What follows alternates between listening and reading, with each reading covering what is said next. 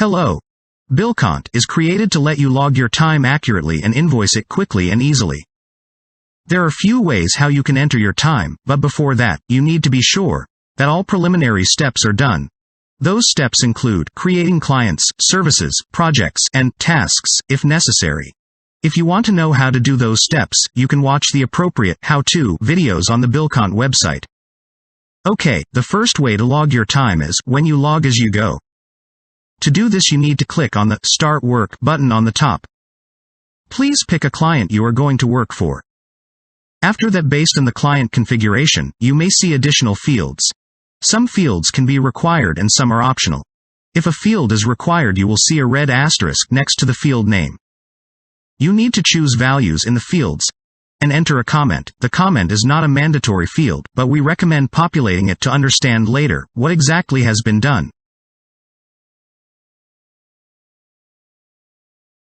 When all fields are populated, just click on the Start Work button. You will see that a timer for your work is started. If you hover over the time, you will see details about your work. To stop your current work timer, you need to click on the Stop Work icon on the top. If needed, you can change any information here. For example, the comment field. And press Stop Work button. Now your work time is logged. To see your log time, you need to click on the Timesheets menu item on the left.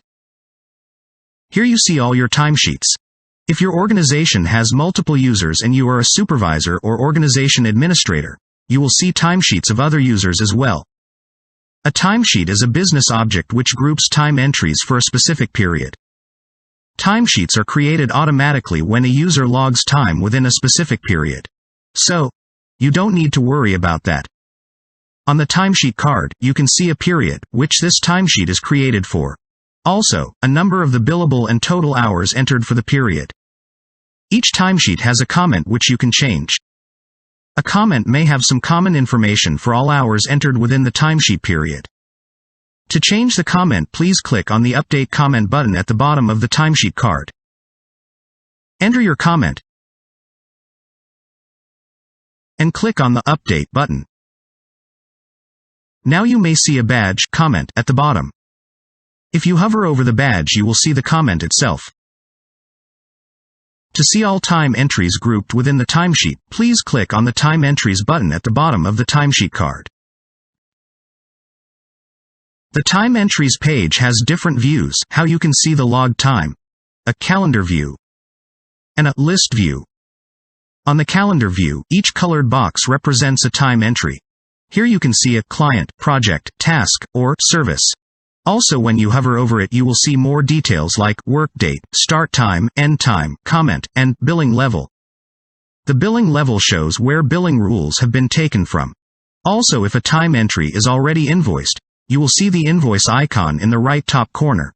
The invoice number will be shown when you hover over the time entry as well. If a time entry is not invoiced yet, you can change it. Click on the time entry and choose Update. On the time entry form, you can make your changes and save it by clicking on the Update button. Also, you can delete a time entry. Just click on a time entry and choose Delete. Once you confirm, the time entry will be deleted. You can use this page to enter a time entry manually. To do this, please click on the Log Time button on the top. On the form, please change the work date first if needed. After that, choose a client. Next, the same as when you logged your time by starting a work, you may see additional fields. Some fields can be required and some are optional. If a field is required, you will see a red asterisk next to the field name. You need to choose values in the fields and enter start time and end time or worked hours. Here you have a choice. If you do not want to specify exact start and end time, you can enter worked hours for the work date. If you want to enter the worked hours, please make sure that you remove values from the start and end time, and vice versa.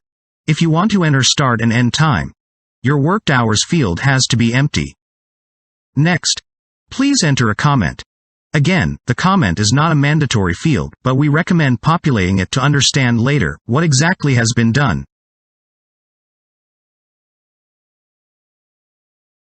Once all necessary fields are populated, you can click on the Create button to save the time entry.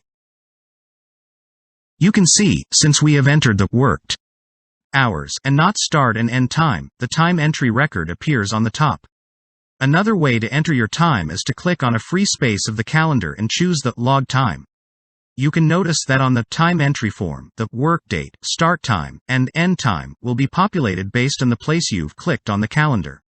You can fill in all necessary fields and click on the Create button to save the time entry. Right away, the entered time becomes visible on the time entries page. Also, if you need to see all time entries grouped within the timesheet in the list view, you can switch to the list view by clicking on the tab. Also, the list view may be useful when you need to export all time entries to Excel or CSV file. To do this, please click on the Export button and choose to Excel. The Excel file will be generated and downloaded. Now you can click on it and open in Excel. Thank you for watching. Looking forward to learning more about the BillCont functionality? Check out our how-to videos.